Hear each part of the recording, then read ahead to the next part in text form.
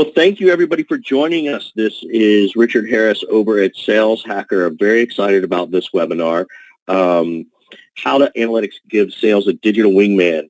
And we're very super excited to have LiveHive as our sponsor today, as well as our presenter. We're joined by the CEO, Suresh Balasubramanian, and I hope I got that right, Suresh, so I apologize if I misspelled that or mispronounced that. We are very, very happy to have you here. There's a couple of housekeeping things we want to take care of first. First and foremost, we want this to be as interactive as possible. So please, if you have questions or comments that you'd like to share with the group, please type them into the question box in your GoToMeeting chat. We want to get to as many of those as fast as possible, as relevant and as timely as possible. Also, if you hear something fun and exciting that you'd like to tweet out, we're using the hashtag SHWebinar. Again, SH as in Sales Hacker Webinar. So feel free to tweet some of the brilliance that is about to be bestowed upon you by Suresh. So let me introduce Suresh, our guest today. He is a seasoned software industry executive. He's got more than 20 years of operations and senior management experience. He truly understands the value of having a strong methodology as well as a super strong sales process. Before LiveHive, Suresh served as the CEO for Armour 5 and GM Worldwide, was the GM Worldwide at Adobe Software. So he brings this tremendous level of enterprise experience into the sales hacker world, which I think we all really love to hear about. He comes from the trenches, which is also something I really appreciate, is that he is not someone who's just been an executive all his life. He's worked his way through the channel, managed through things, figured things out on his own, and has really probably felt 95% of the struggles we've all felt and experienced as sales leaders or sales people in our own careers. So I'm super excited to have you here, Suresh. So thank you so much for joining us. Great. Thank you, Richard. Appreciate it. Glad to be here.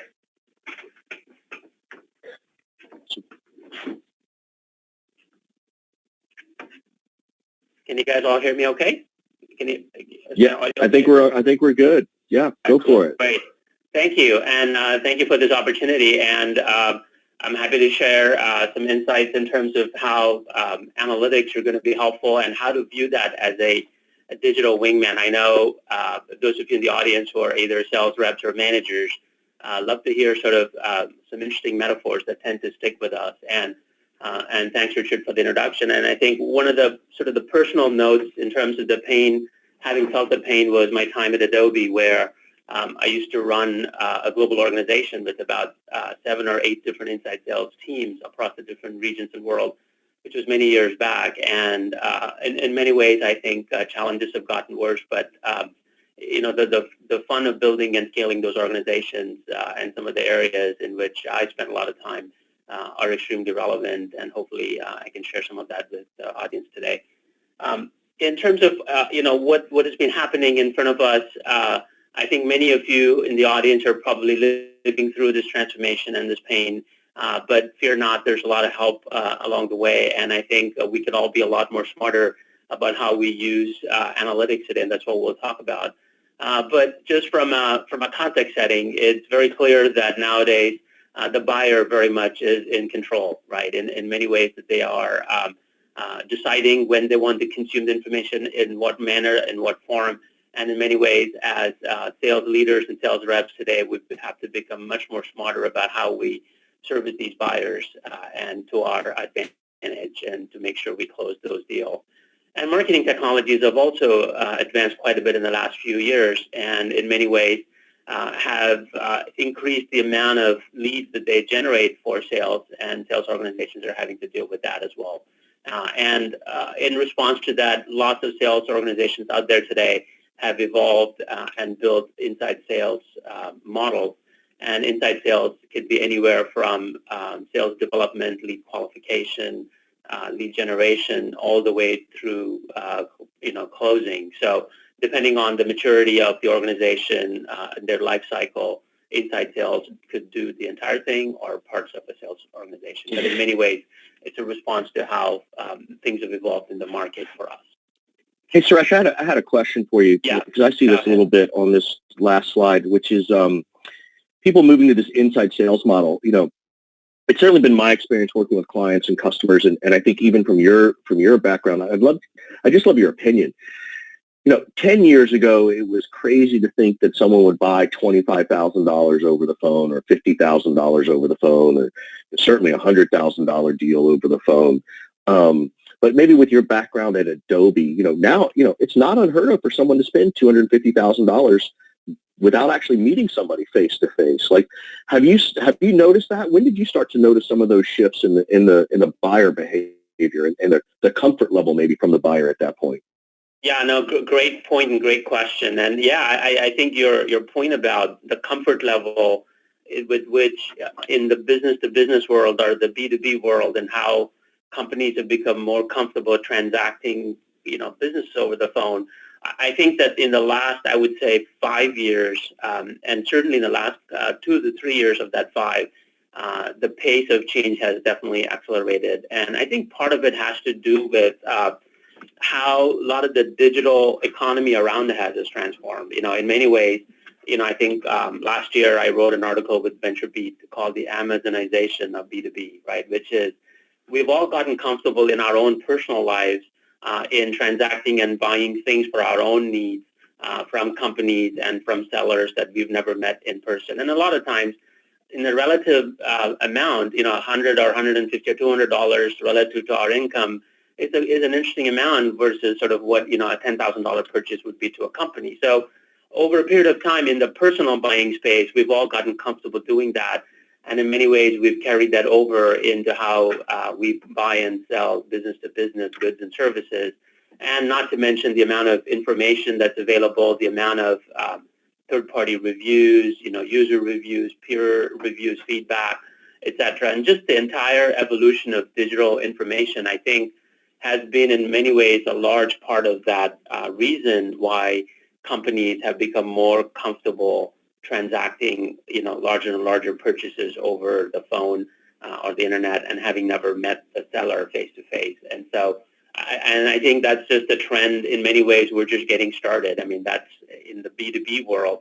We're still in the early part of that wave, I believe. And even myself, last year I bought an HR software for LiveHive, and I never met the seller. I did everything online, researched it, bought the software, compared reviews, and in many ways, I drove the sales cycle for that particular buying. So, yeah, Richard, I think we're really looking at this transformation happening right in the middle of us. I think this whole digital economy and the digital information that we're sort of swimming in is in a large part responsible for this buying trend changing right in front of us. Great, thanks. And of course, that makes selling harder, right? I mean, sales was never easy to begin with because, even in the days of a phone book and a phone, you were still calling people and interrupting their day and convincing them that what you had to sell to them was something of value and interest and something that they needed to pay attention to, give you the time of day, and then allow you to, position something of value to them and sell. At the very basic level, selling hasn't changed. Selling has, in fact, gotten harder because of this exact trend we were just talking about, which is digital information and digital economy has grown so fast and so much that a buyer right now is inundated and it can easily access information. And in many ways, it is very hard from a selling perspective to find those right buyers, get them to pause, get them to listen to what you have to say, and then from a selling perspective, making sure that you're actually catching the right prospects at the right time, and you as a seller are not wasting a lot of your time, because that's a finite amount of time that you have, and then how do you efficiently move them through a sales cycle and all the way to close and make money. So in many ways, the same trend that has resulted in companies being more comfortable buying from others over the phone or the internet has also made selling harder. So today we'll talk about, how in this environment, what you can do as either a salesperson or a sales rep to be better prepared, and meet these challenges that face you. Because just as, digital information helps a buyer be smarter, we have a lot of things that can help the salesperson be smarter and more efficient with their time as well. So let's kind of jump into that. So one of the things that I've always felt very passionate about is information, and the power of information in your hands is extremely valuable. So if you are a smart, savvy sales rep or a sales manager, you want to view analytics as one of your best friends. It is available. It is available in quantity. It could be massaged. It could be leveraged to your advantage. Much like how a buyer uses information available today to make smart decisions, you as a seller can do the same thing. So I like this concept of a digital wingman. So those of you in sales and have been, you often hear a lot of sport metaphors in sales, which is not uncommon. But I've always found this to be an interesting way to describe how you can get that help. Because, a wingman is somebody we're all very familiar with. We lean on a wingman when we need some help. And so best way to think about analytics today for a modern-day sales rep is think of it as a digital wingman. In many ways, it increases your firepower, and I'll show you, talk a little bit about how that is, provides situational awareness, which is extremely important as a sales rep, as you're surveying your landscape, your prospects, your territory. It facilitates a dynamic process because today it's neither one size fits all, or it's neither that nor, oh, this is the way we used to do it, so we're going to do it. It's just those things just don't cut anymore. You've got to be a lot more dynamic in how you're going out there and winning the business. And in many ways, you've got to have a much better picture of what's happening out there, not just about that one particular interaction or that one particular conversation you're having with a buyer, but an entire landscape. Sometimes that could be the entire organization, the account that the company or that particular buyer belongs to, or that industry or that particular region. So having a more complete view of your situation is going to be even more important, and analytics can deliver that. So let's look in what does it mean by increasing firepower. So I'm going to try and talk to both a sales rep's point of view, an individual rep that is doing a lot of the outbound qualification prospecting work, as well as a manager who's managing a bunch of reps. So I'm going to try and balance my points to both parties. And hopefully through Q&A, if there are certain interesting questions that you want to raise for one or the other, happy to handle that. So what does it mean by increasing your firepower? Well, as a sales rep today, one of the biggest things that's a big time waster for you is chasing down poor leads. If you are being fed a lot of leads from marketing, the number one complaint I hear from customers we talk to is marketing generates a lot of leads, and then they dump it all in our doorstep, and turns out that more than half or 3/4 of those leads are crap, and I've just wasted my amount of time chasing them down, and they're non-responsive. Gee, I wish there was a way to find out earlier on if these are good or not. Or even prospecting. If you're doing cold calls or you're building lists from scratch, you really want to make sure that you're spending less time chasing down these poor leads. So that's one way you want to make sure that you're focusing all your firepower on the good ones. Having a process. Nowadays, if you're a rep selling to this, what I call the distracted buyer, if you're just doing a scattershot approach, you just wake up in the morning, do a few calls here, send a couple emails in between your LinkedIn surfing and Facebook surfing, you're really going to fail because you've got to have a methodology, you've got to have a process, you've got to have something that's effective and repeatable. So you really sort of get into that zone and you just do things at scale and on a repeatable basis. So that's very important as a rep. So analytics, again, helps you with that by providing you insights. It tells you, hey, who are the folks you need to go after? Who are the ones that are responding to the emails or the links you sent to them the day before? Who are the ones that you need to be calling next, et cetera? So it allows you to build a process that's based on actual data generated as opposed to just, sort of doing something in the dark. If you're a manager, one of your biggest worries or biggest things at the top of mind is how do you onboard reps fast? How do you make sure that, because you've got a target, you've got a quota, you've got a budget. In many ways, your upper management feels like job's done as long as they've written you the check and set you targets. And if you're a mid-level manager managing a team of sales development reps or sales reps, one of your biggest challenges is how do you onboard them and ramp them to productivity? So having analytics to help you and show you what's good, what's bad, what's a good best practice, etc., is going to help you, onboard reps that much faster, that much better.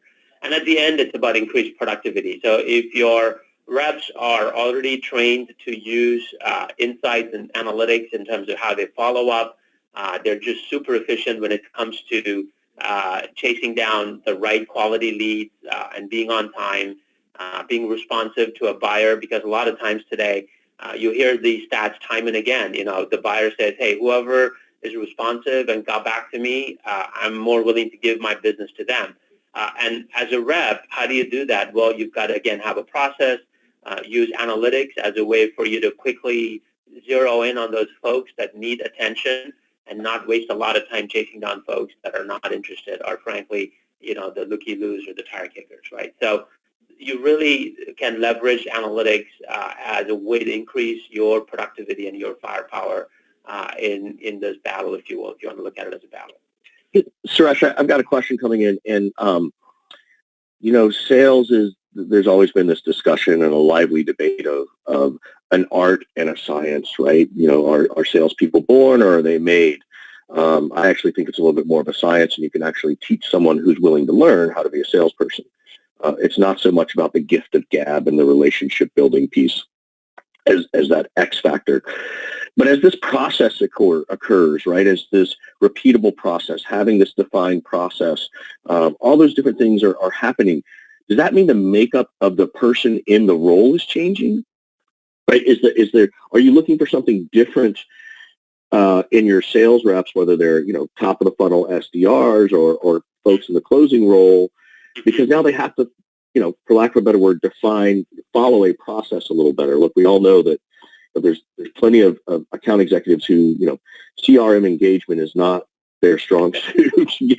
Getting data in is not their best thing. But we're talking about building a process based upon this data. Right. Are you seeing some changes in the types of kinds of people you're trying to hire, or are you coaching the veterans in a different way to get them to understand the value of this? How are you seeing that play out?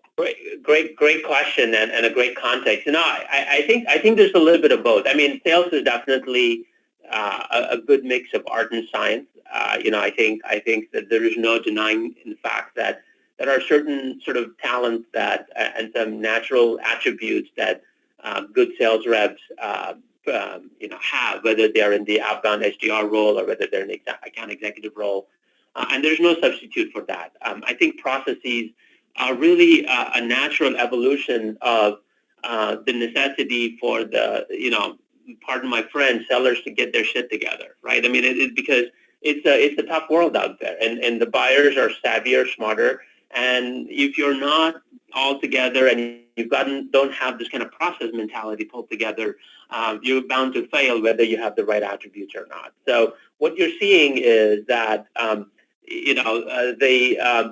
there's this push in terms of, if you're in the sales development and sort of the outbound development role, there is definitely a much more expectation and adherence to the process.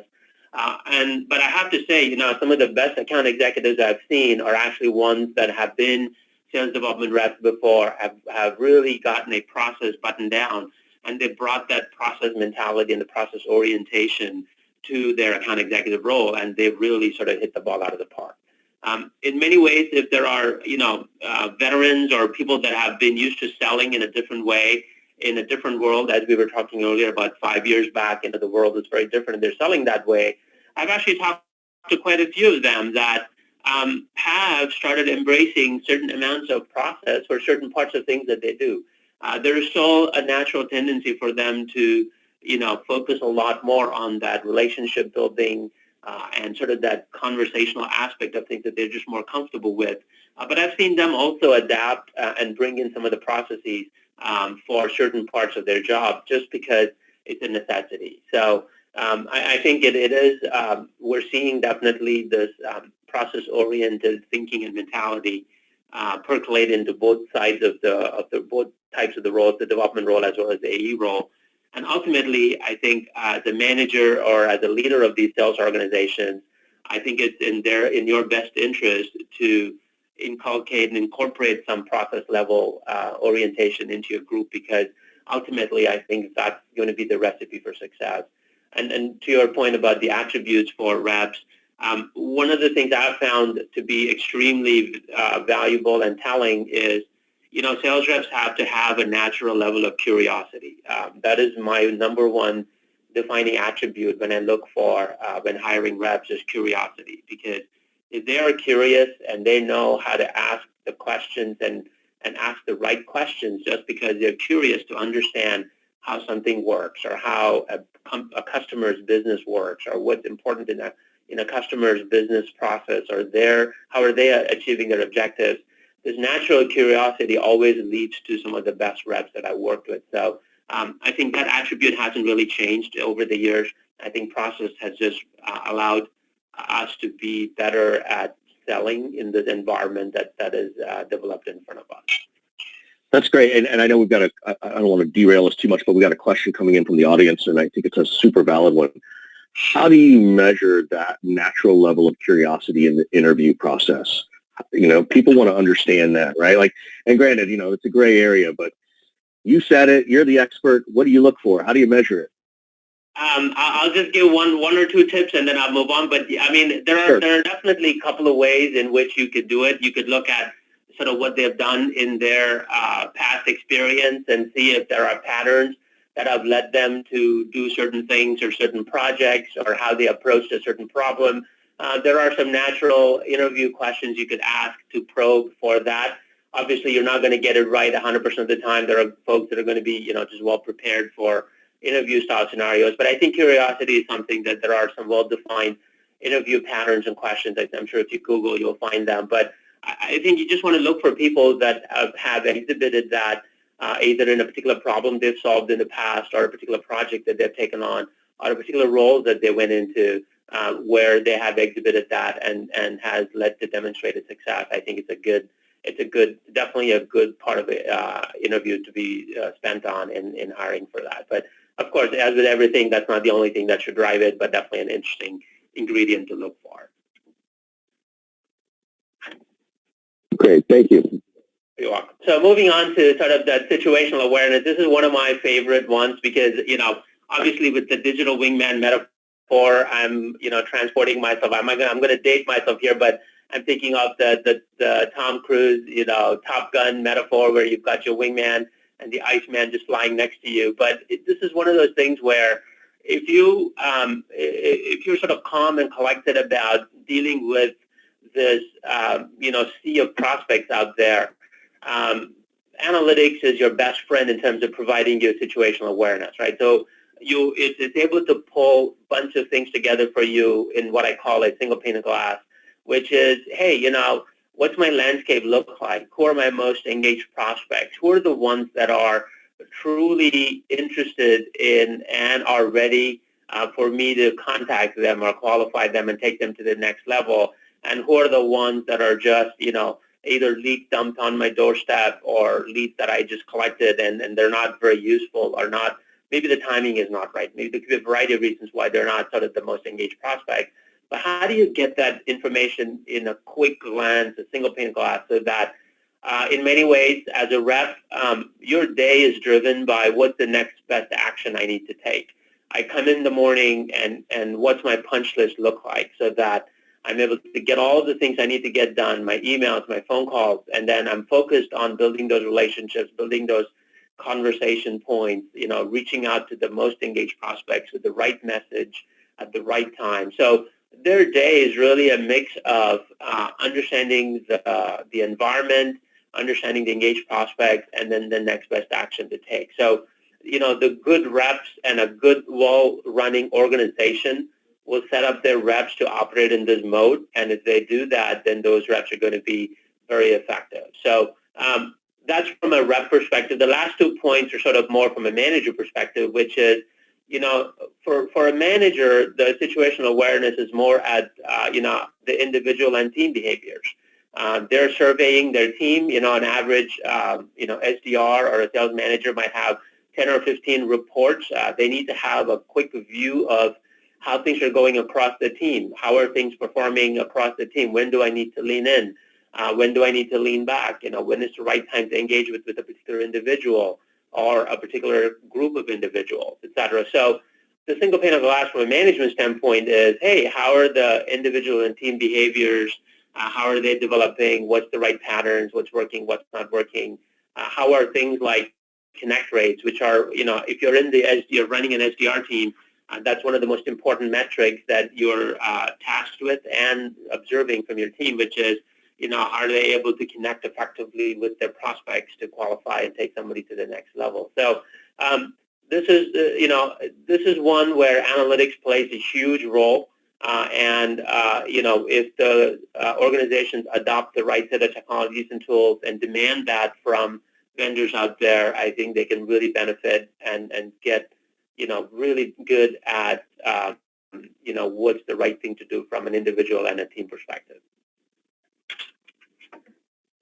How do you see analytics coming in from a perspective of, this sort of sales ops role, right? Like what was sales ops 2 or 3 years ago, which was just sort of data collecting and managing around that data. It's almost now like you need an analyst on staff with to do this kind of thing. How are you seeing that evolve in this process? Yeah, no, that's a great question. I think, you're right. Now, sales operations is starting to play a much bigger role in enabling these kinds of analytic exercises for their team, because I think they're in the perfect position of, having the ability and the inclination to evaluate tools, technologies. They've got awareness around what is needed at an organizational level. They have a clear sense of priority and business objectives from their sales leaders, and they've got sort of the pulse of the individual reps and the managers. So they're actually in an ideal position to look at solutions out there. And in many ways, there are lots of technologies that have evolved to the point where you don't have to be a data scientist.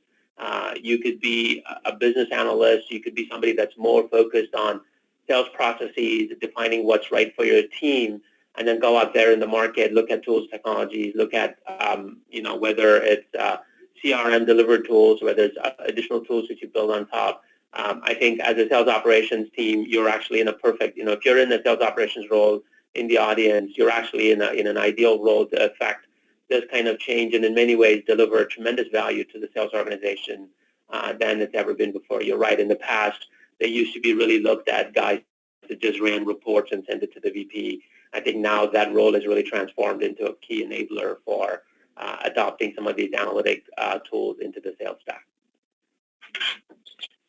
That's great. We've got one more question coming from the audience, which is, and it may be a nice segue to one of your next slides, but where do you find the data and how do you get the ball rolling to trigger this interaction and measure, right? Like, it sounds like maybe this person's a little earlier in their stage with building out their sales process and cycle, but where do you guys find the data?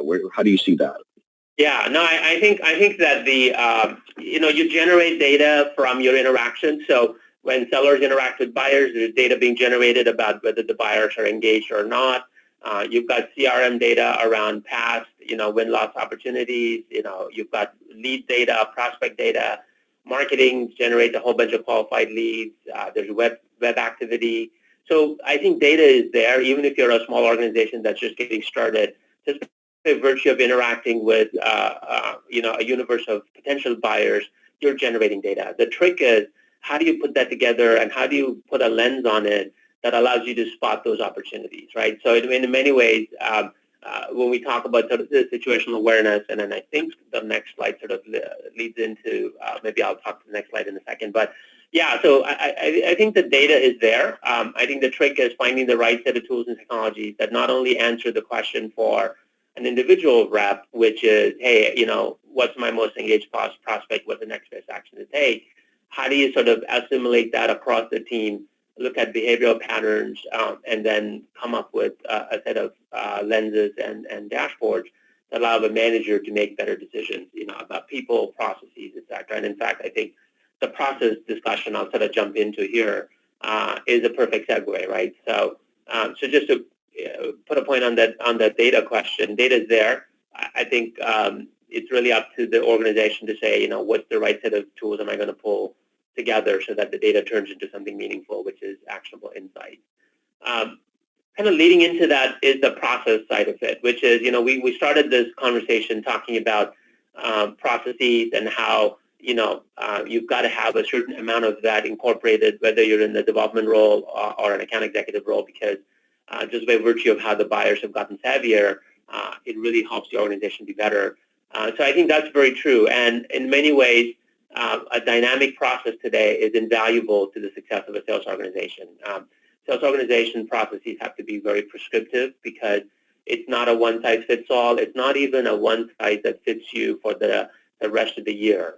These things are very dynamic because the market is very dynamic. What worked last year is not going to work this year, and what worked this year is not going to work next year. And what I mean by that is the nature and the way in which a seller and buyer interact and how they get their attention and how they qualify them and how they turn them into an opportunity involves many different kinds of conversations.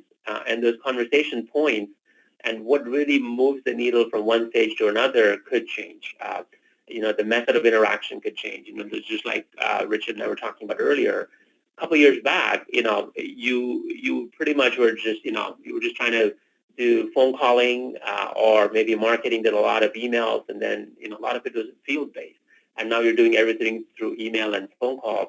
And then as that happens, you've got to make sure that the methodology by which you reach out and you touch prospects out there today has to be one of a dynamic nature. And what I mean by that is, there are lots of, sort of conventional wisdom points out there that says, hey, you've got to touch a prospect an average of 7 times before they even know you exist or they respond.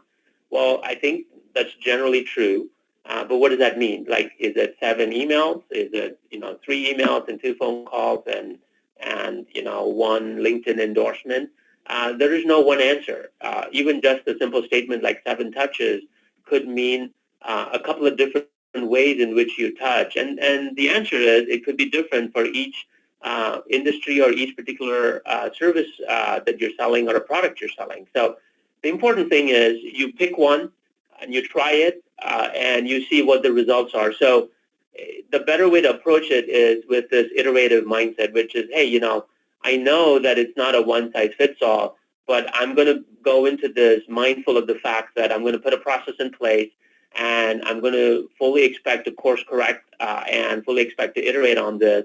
And I want to make sure that the systems and the tools and technologies I put in place allow me to do that so that I can look at what the reps are doing, what their effectiveness is, and how do I course correct, and how do I make sure that the system tells me, these are the right set of behaviors you should be looking for in order for you to be successful. So let's make sure that solutions out there today that you embrace are prescriptive and not descriptive. They're not the rear view mirror kind of things like, hey, let me tell you how your last quarter went. Well, that's great from a reporting standpoint, but is it really going to help you figure out what you do this next quarter and the next quarter out from there? So I think analytics can absolutely help you put a dynamic process in place, because in many ways, if you can't measure it, you can't control it. If you can't control it, you can't change it. So, those sayings are all very true today in this area of sales as well. So make sure that when you're looking at and using analytics, look at it from how it's going to help you not just,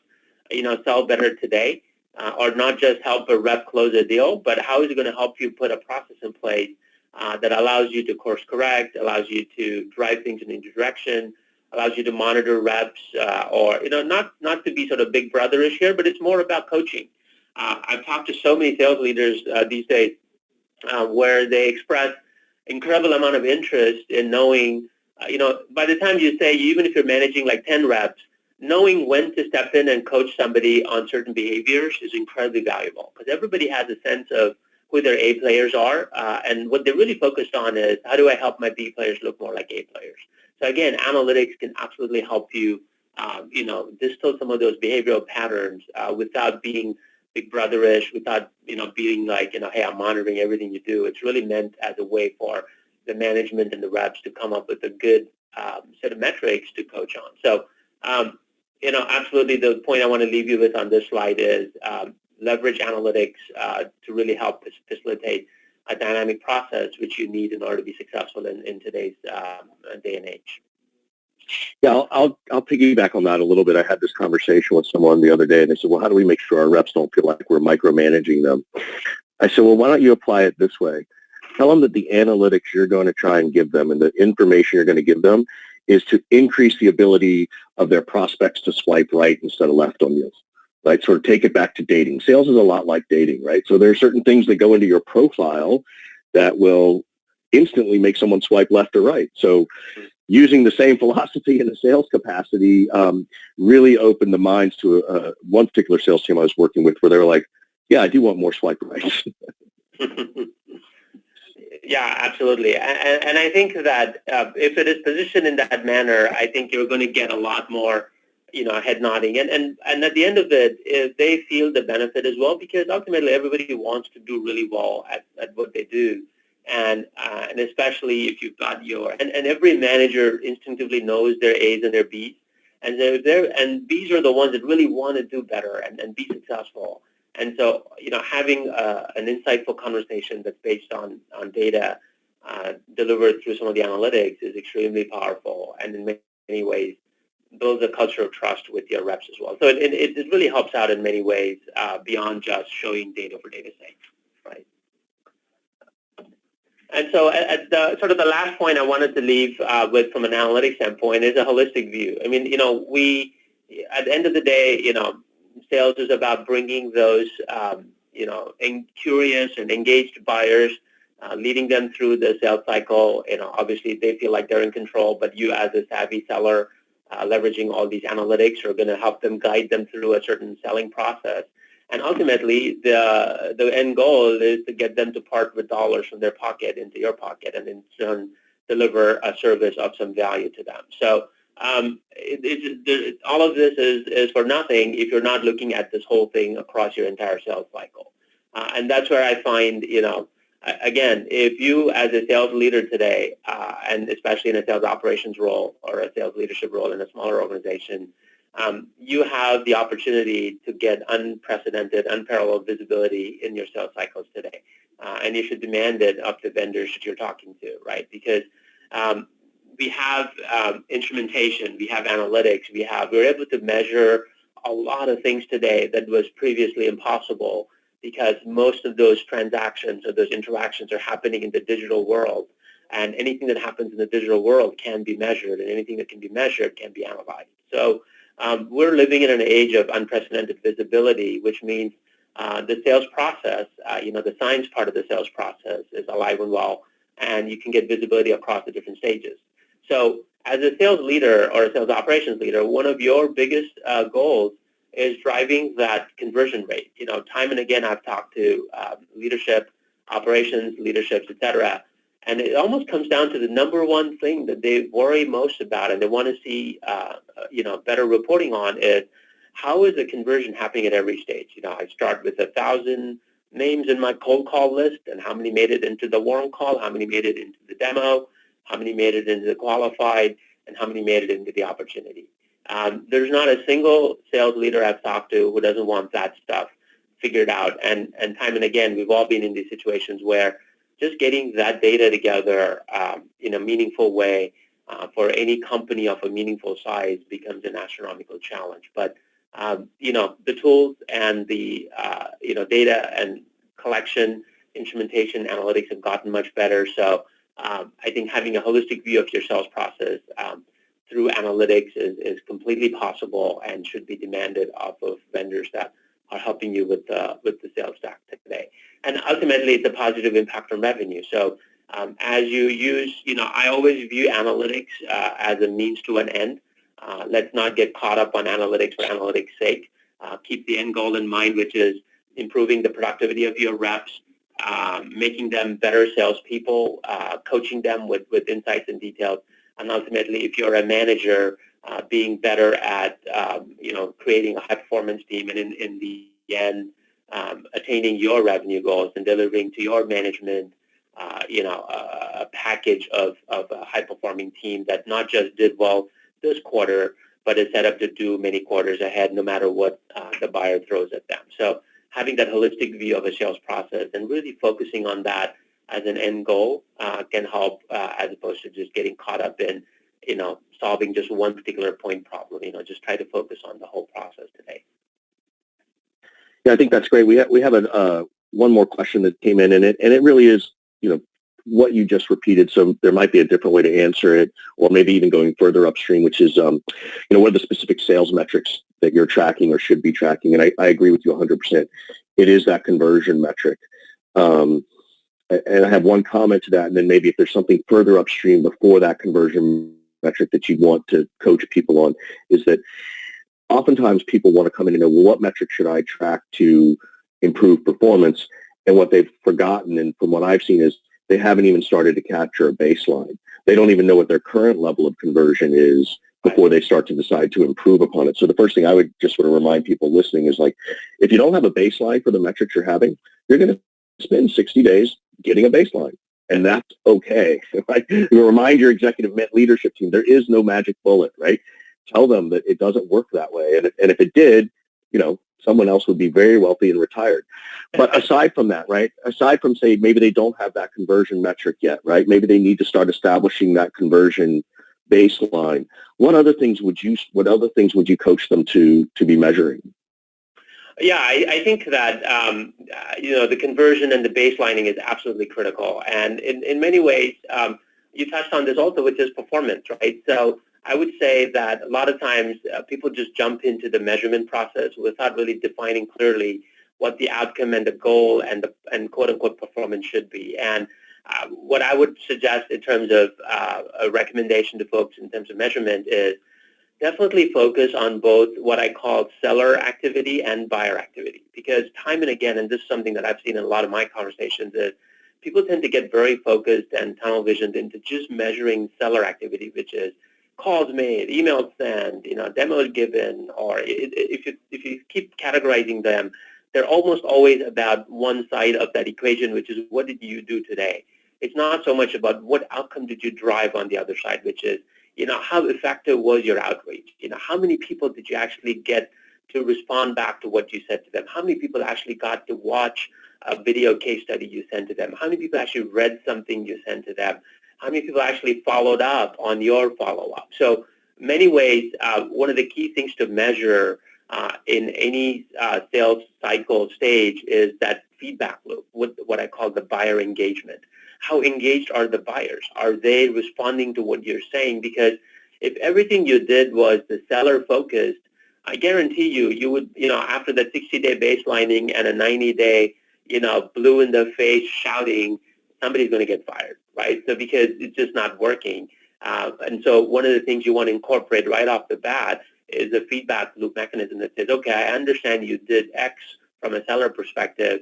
What is the reaction Y from a buyer perspective? And have tangible metrics from the other side which says, okay, not just about, my team sent 1,000 emails this month, but how many replies did they generate? Were they replies positive or negative? How many people actually got to view this particular solution brief that my team sent? Because I'm going to use that as a barometer to predict or prescribe what are the right things to do from the next steps, and then and then further downstream, what does that mean from an opportunity build-out rate? Because now you're building those opportunity creation rates not just based on seller activity, but you're actually you're building it based on buyer engagement. So my recommendation, guidance to folks is incorporate a healthy amount of buyer engagement analytics into your metrics that you track, and don't fall into the trap of just looking at seller side activities. I think that's just not going to lead you to the right set of answers or behavior. So incorporate buyer engagement analytics into your metrics track early on, and make that a core part of how you're measuring performance. And today you have lots of technologies out there today that help you get a good handle on that. So leverage those, those technologies, leverage those analytics to inculcate the right behavior from the get-go. So it's not just about quantity of output, but it's the quality of outcomes you're driving. Yeah, I think we could do a whole other series on how to measure the blue in the face shouting as a metric in KPI. So that was really good. I know you've got one more slide, and we've got another question coming in. Can we want to hit on your slide, and then we'll maybe ask that next question? Certainly. So just opportunity, just plug LiveHive, and I appreciate all the wonderful discussion we've had. But we've got an open, extensible sales acceleration platform that hits a lot of the different sales cycle stages, provides analytics. So encourage people to reach out and check us out on the web or Twitter, etc. So I'll pause there, and I'm happy to take the questions you had. Yeah, and absolutely. So much. Thank you so much for joining us today and providing us with some insights and some fun anecdotes. I found it very useful, and it was nice to hear some things that I think about being reiterated in the real world, right? Which is fantastic. So I hope the rest of the crowd felt that. So this is the next question that's coming from the audience, which is, in addition to using the data to understand and present, to understand your present and how to process is optimizing it. How do you use the data in LiveHive in terms of forecasting, right? How do you take this sort of, and you mentioned this earlier, is like, it's not just this data capture and looking at things in the past. How are you using that to sort of, utilize LiveHive to help predict and prescribe stuff for the future, right? Yeah, no, great question. Yeah, I think the way you look at it is, and I think you touched on this a bit in terms of baselining and then having a certain set of KPIs or metrics you observe, because as you get into this, and sales is a multi-inning game, right? It's never about, do you just do a one inning? So you sort of learn that first innings, and then you're sort of getting better and better at it, and having a process methodology and collecting these analytics and looking at how these patterns emerge is critical. So when you do that and you build a comprehensive set of KPIs and a dashboard that says, hey, going back to that conversion, here's how my conversion funnel or my waterfall looks like. If I hit 1,000 people, I get 500 to reply back, and I get 30 to read my solution brief. I've got a reasonable estimate that says I'm creating $500,000 worth of pipeline. And so when you baseline that, but now you're baselining it with buyer engagement analytics, you're now able to now turn that around and say, okay, the next innings or the next quarter, I've driven X amount of top of the funnel activity. And if I'm able to now look at my dashboard and say, for this kind of buyer engagement, if I had, I know that if I had 500 people that replied to my initial outreach, I'm creating $500,000 worth of pipeline. You now have a way to say the next time you drive that and you got 1,000 replies back, you're sort of roughly doubling your pipeline opportunity created for that quarter. So you're able to now construct metrics that tie certain different sales cycle stages together so that, and then you're able to do that only because of two things. One is you're measuring them, and second is you're able to look at them holistically across these different sales cycle stages, which means the next time around, as you sort of run through the cycle again for the next quarter or the next month, you've now got a prescriptive way to say, hey, you know what? I know the right multi-touch strategy is not the 7-touch, but it's the 3-touch with a compelling, video case study that drives X amount of replies, because that's what I need to do to generate the next $1 million worth of pipeline. Now you're really talking and using analytics and insights that you learned from one version of that iteration into the next, and that just adds that much more power to your sales organization. And now you're really cooking and using analytics, and it's truly your wingman, because it's now really helping you get that much better at targeting, prospecting, and ultimately, creating a healthy pipeline that you then close, right? So that's the power. Is the forecasting part really comes from doing this through a couple of iterations, observing some of those patterns, and then using those patterns to start prescribing the right behavior in the team. And now that you've got these right behaviors well captured, you can quickly tell who's adopting them, who's not, and then you've got sort of a target pipeline that you're going to be creating because you're adopting some of these behaviors that have already proven to generate that kind of pipeline in the past. That's great, Suresh. Thank you so much. Sounds like maybe part of your product roadmap, but we won't talk about that on this session. But thank you so much for having us today and hosting our webinar and providing this great insight. Again, his name is Suresh. We'll keep it simple at that. He's over at LiveHive, and I know that what they're doing over there is it's pretty spellbounding. It's some remarkable stuff that they've got going on. So if you haven't taken a look at the things that they're doing, I would encourage you all to go in with a very open mind about it. And with that, we'd like to say thank you very much to everyone for attending another Sales Hacker webinar. And we hope everybody finishes out the quarter strong. We know there's only a couple of days left. So we'll see you next quarter. Talk to you soon. Bye-bye. Great. Thank you, Richard. Glad for the opportunity.